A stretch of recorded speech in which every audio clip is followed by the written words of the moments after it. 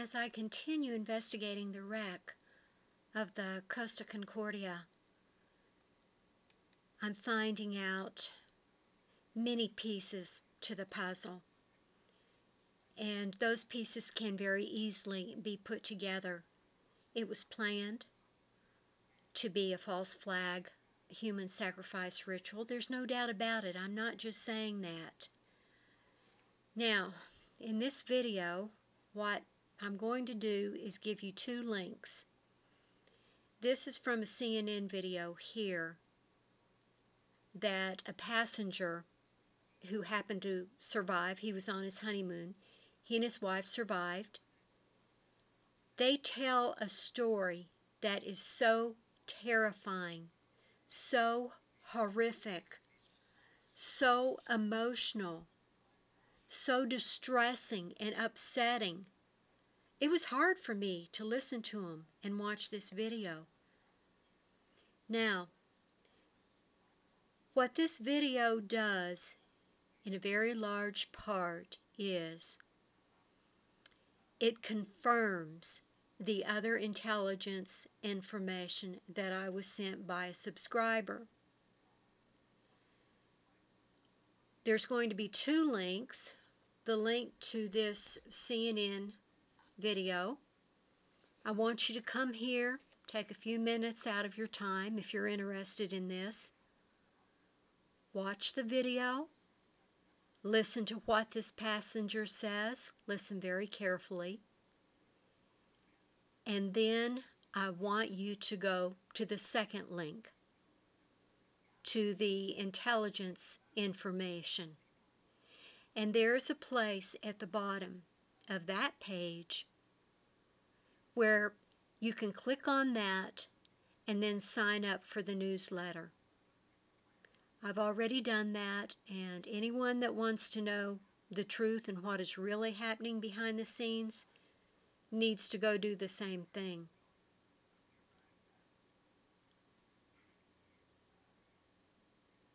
It's just unbelievable. Breathtaking, really. Chaos, confusion, ships around it being told to stand down, the Coast Guard being told to stand down.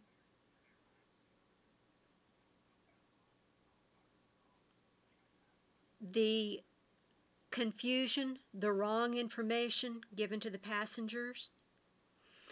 And you see, this whole thing is such a setup because if you're a captain of a large cruise ship or any ship working for a big company, you can't just decide to zip the ship all around and go here, there, and everywhere.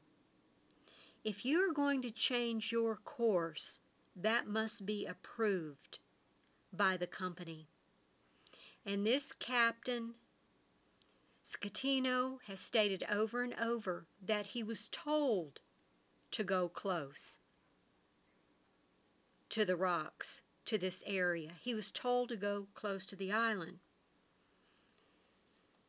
So, from the evidence that is mounting and coming together, we are seeing that everyone stood down. The Italian Navy didn't intervene to help. The U.S. Navy, in all of its ships, did not intervene to help. Ships in the area surrounded the ship in distress. They shone spotlights on it. They would not help.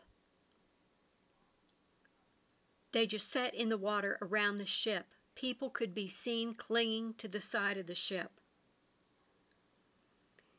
There was some type of a big flash bang around 8 p.m. and then around 9:41 p.m. there was a big explosion. There was a mayday issued from this ship. There absolutely was, and that is standard procedure too. When something has occurred, if you think you've been hit by a missile, torpedo, whatever, you're going to issue a mayday. A mayday was issued. No response. 5,000 people on this ship. Mayday, mayday, calling for help. We've been torpedoed. No response. Absolutely no response. Everyone stood down. Come here, watch this CNN news video. Listen very carefully. And this will, in a very large part, verify the intelligence information. A lot more clues. We're putting all the pieces together. I saw in the Drudge Report that the Carnival Cruise Lines is settling with each survivor for $14,400. What an ordeal to have to go through.